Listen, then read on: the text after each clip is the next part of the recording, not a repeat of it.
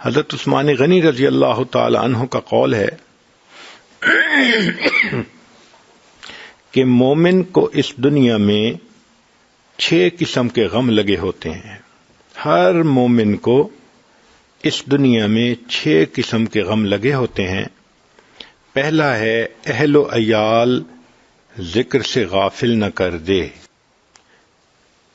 تو 6 غم ہر مومن کے لیے ہیں دنیا میں. پہلا غم اہل و عیال ذکر سے غافل نہ کر دے. دوسرا غم دنیا آخرت سے غافل نہ کر دے. تیسرا غم کہ شیطان اعمال کو باطل نہ کر دے. اور چوتھا غم کہ کرامن کاتبین نافرمانی نہ لکھ لیں. چنانچہ انسان جو بھی گناہ کرتا ہے ان گناہوں کو اسی وقت لکھنے والے فرشتے لکھ لیتے ہیں. ان علیکم لحافظین کرامن کاتبین یعلمون ما تفعلون. تو ہمارے اوپر محافظ متعین ہیں، جو گناہ کرتے ہیں وہ فرشتے لکھ لیتے ہیں. تو مومن کو ہر وقت یہ فکر ہوتی ہے. چنانچہ اللہ والے ہر وقت یہ سوچتے ہیں کہ کوئی ایسا عمل نہ ہو کہ فرشتے نام اعمال میں گناہ لکھ لیں. امام ربانی مجدد ثانی رحمۃ اللہ علیہ فرماتے ہیں اس امت میں ایسی پاک باز ہستیاں گزری ہیں کہ ان کے گناہ لکھنے والے فرشتے کو 20 سال تک گناہ لکھنے کا موقع نہیں ملا. اللہ اکبر کبیرہ. چنانچہ عبداللہ ابن مبارک رحمۃ اللہ علیہ مشہور محدث ہیں، انہوں نے ایک واقعہ لکھا المرأۃ متکلمۃ بالقرآن.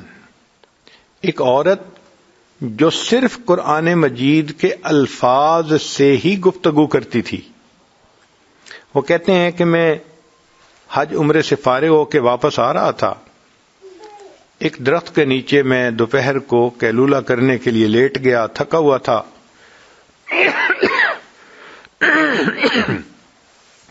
جب میں اٹھا تو میں نے دیکھا کہ اونٹ پہ سوار کوئی سواری قریب آ رہی ہے. قریب آنے پر میں نے کہا السلام علیکم. تو جواب میں ایک بڑی عمر کی عورت بولی اور اس نے کہا سلام قولا من رب الرحیم. گویا اس نے میرے سلام کا جواب دے دیا.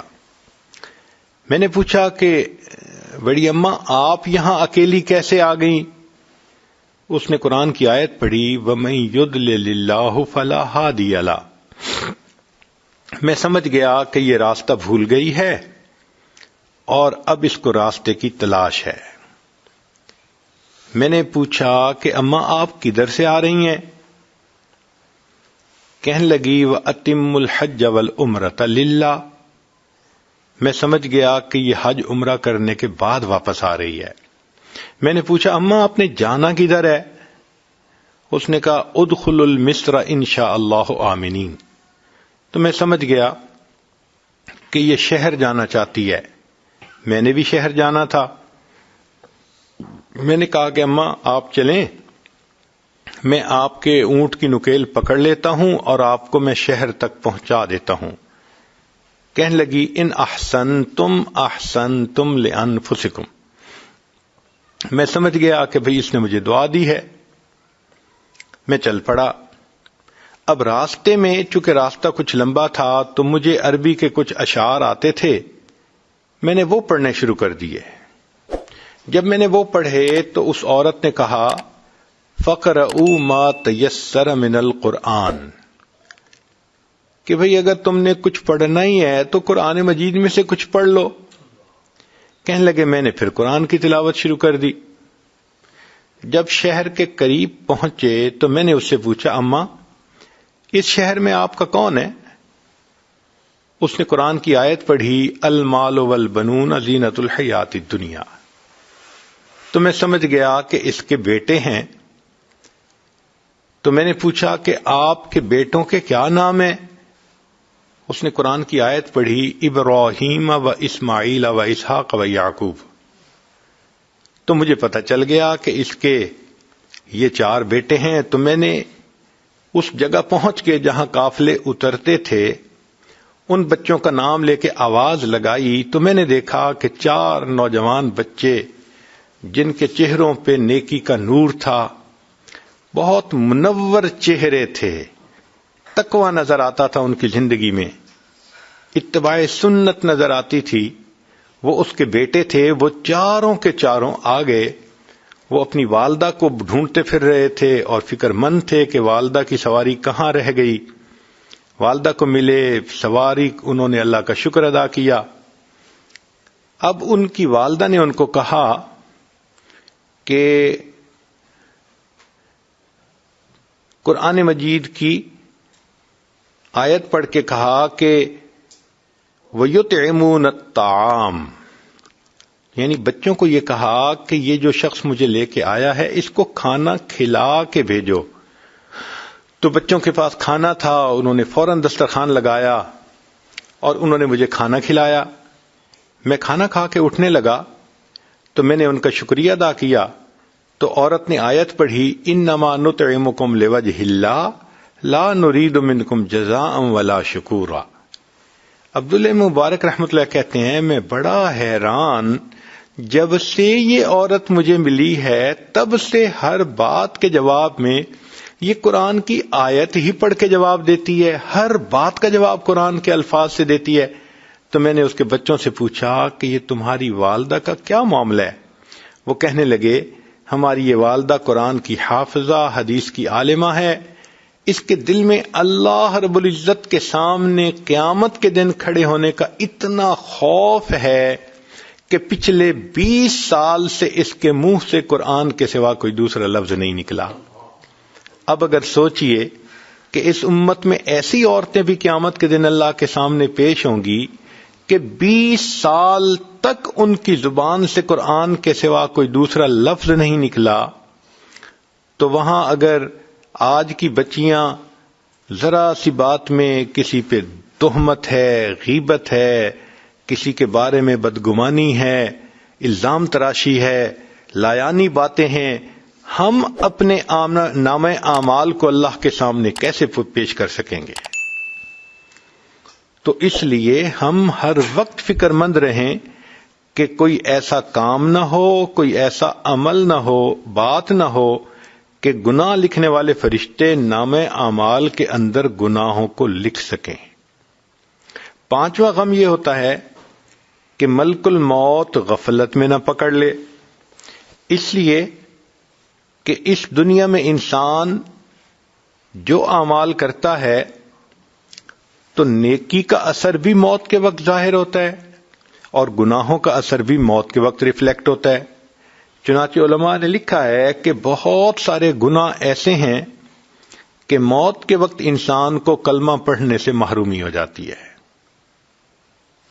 مثال کے طور پہ زنا کا گناہ ایسا ہے کہ اکثر و بیشتر جو بندہ زنا سے توبہ نہ کرے موت کے وقت اس کی زبان پہ فالج پڑ جاتا ہے اور وہ کلمہ پڑھنا بھی چاہے تو نہیں پڑھ سکتا. حدیث مبارکہ میں ہے کہ کتنے لوگ ایسے ہیں کہ ساری زندگی ان کے نام مسلمانوں کی فہرست میں رہتے ہیں، جب موت کا وقت آتا ہے مسلمانوں کی فہرست سے نام خارج کر دیا جاتا ہے. اور ویسے بھی یہ قرب قیامت کا زمانہ ہے جس کے بارے میں نبی الاسلام نے فرمایا یصبح مؤمنا و یمسی کافرا. تم دیکھو گے ایک آدمی صبح اٹھے گا ایمان والا ہوگا، شام سونے کے لیے بستر پہ جائے گا ایمان سے خالی ہوگا. تو اپنے ایمان کی تو بڑی فکر کرنی چاہیے. کیا پتہ کب موت آ جائے، موت کا کسی کو کچھ پتہ نہیں.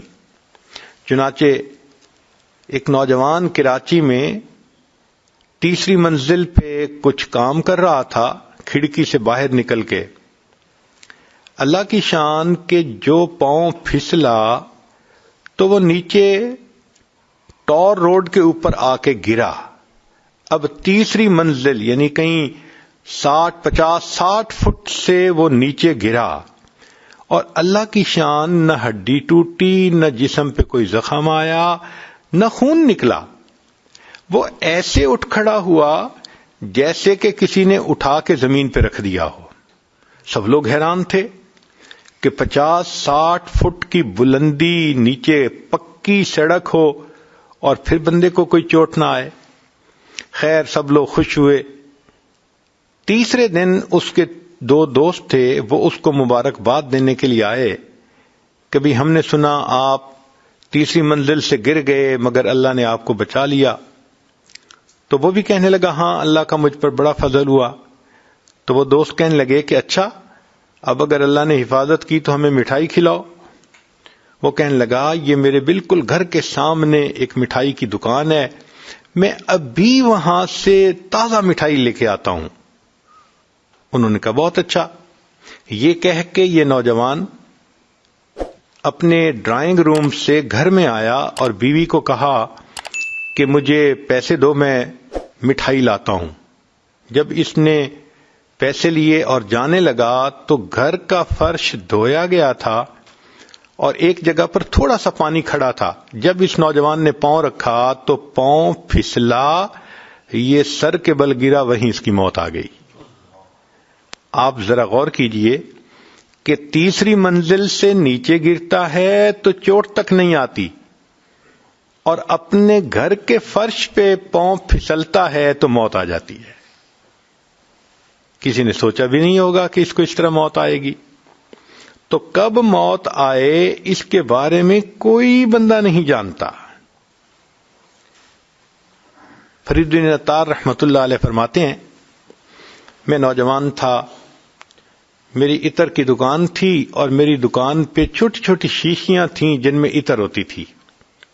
ایک دن ایک بوڑھا آیا اور میری شیشیوں کو وہ بڑے غور سے دیکھنے لگا۔ میں نے کہا بڑے میاں کیا دیکھ رہے ہیں؟ اس نے کہا میں دیکھ رہا ہوں کہ اتنی شیشیوں میں آپ کی جان اٹکی ہوئی ہے، یہ جان کیسے نکلے گی؟ تو کہنے لگے مجھے بڑا غصہ آیا۔ میں نے کہا جیسے آپ کی نکلے گی ویسے میری نکلے گی۔ تو جیسے ہی میں نے یہ کہا تو وہ بڑے میاں کہنے لگے اچھا نوجوان پھر میری تو جان ایسے نکلے گی۔ اس کے پاس چادر تھی ہاتھ میں، وہ فرش پہ لیٹ گیا اور چادر اپنے اوپر اوڑھ کر کہنے لگا لا الہ الا اللہ محمد الرسول اللہ۔ میں نے کہا یہ بڑے میاں میرے سامنے کیا ڈرامہ کر رہا ہے؟ جب میں آگے ہوا اور دیکھا تو واقعی اس کی روح نکل چکی تھی۔ تو جن لوگوں نے موت کی تیاری کی ہوتی ہے ان کی پھر ایسے روح نکل جاتی ہے۔ چنانچہ ایک تھے ننھے میاں بھوپالی رحمت اللہ علیہ، بزرگوں میں سے تھے۔ چنانچہ ان کے بارے میں آتا ہے کہ جب ان پر موت کا وقت آیا تو بہت ان کے قریبی رشتہ دار ساتھ تھے، تو وہ بتا رہے تھے بھئی اب میرے دونوں پاؤں سے جان نکل گئی، بھئی میری دونوں ٹانگوں سے جان نکل گئی، اب میری رانوں سے جان نکل گئی۔ یہ خود بتا رہے تھے۔ اچھا بھئی دیکھو میرے دونوں ہاتھوں سے جان نکل گئی، اور پھر آخر پر کہنے لگے اچھا دیکھو اب میرے سینے سے جان نکل رہی ہے، اچھا میں چلتا ہوں، السلام علیکم ورحمت اللہ، یہ کہہ کر کلمہ پڑھا اور فوت ہو گئے۔ اللہ والوں کی ایسے موت آتی ہے۔ اللہ اکبر کبیرہ۔ ایک بزرگ تھے، ان کی بیٹی کا نام تھا حفصہ، وہ 3 سال کی تھی اور اپنے ابو سے بڑی اٹیچڈ تھی، بہت محبت کرتی تھی۔ ایک دن جب یہ لیٹے ہوئے تھے تو وہ حفصہ آئی اور وہ چاہتی تھی کہ ابو میرے ساتھ بات کریں، میرے ساتھ کھیلیں، مگر یہ بالکل خاموش، آنکھیں بند کیے اللہ کی یاد میں لیٹے ہوئے تھے۔ ان کا آخری وقت قریب تھا۔ وہ حفصہ آئی، جب اس نے دیکھا کہ ابو ریسپونڈ نہیں کر رہے تو وہ ان کے اوپر لیٹ گئی، اوپر چڑھ گئی۔ کبھی وہ ان کی آنکھیں کھولنے کی کوشش کرے، کبھی منہ کھولنے کی کوشش کرے، ابو آپ مجھ سے بات ہی نہیں کر رہے، میری بات ہی نہیں سن رہے، مجھے جواب کیوں نہیں دے رہے۔ جب اس نے کافی کوشش کی اور دیکھا کہ ابو اس کے ساتھ پوری طرح کوآپریٹ نہیں کر رہے، وہ کہنے لگی اچھا ابو میں آپ سے خفا ہوں، میں نے آپ سے کاٹی کر لی۔ وہ چھوٹی بچی حفصہ اپنے والد سے ناراض ہو کے دوسرے کمرے میں چلی گئی اور اس نے جا کے رونا شروع کر دیا۔ اب جب ماں نے اس کو روتے ہوئے دیکھا تو اس نے کہا بیٹی کیوں رو رہی ہو؟ اس نے کہا ابو مجھ سے نہیں بولتے، میں نے ابو سے کاٹی کر لی ہے۔ اس نے کہا آؤ میں تمہیں لے جاتی ہوں، ابو سے تمہاری صلح کروا دیتی ہوں۔ وہ بیوی اپنی بیٹی کو لے کر آئی اور اس نے اپنے خاوند کو کہا کہ دیکھیں نا حفصہ آپ سے خفا ہے، اس کو منا لیں، یہ آپ سے روٹھ گئی ہے۔ جب انہوں نے یہ کہا نا حفصہ روٹھ گئی ہے، آپ اس کو منا لیں، تو ان بزرگوں نے آنکھ کھول کر کہا کون سی حفصہ اور کیسی حفصہ، ہم نے تو اپنے یار کو منا لیا، لا الہ الا اللہ محمد الرسول اللہ، کلمہ پڑھا اور ان کی موت آ گئی۔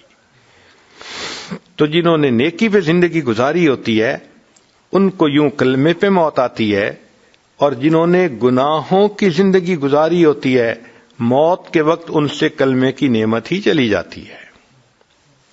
تو ملک الموت غفلت میں نہ پکڑ لے، یہ بھی مومن کو غم سوار ہوتا ہے۔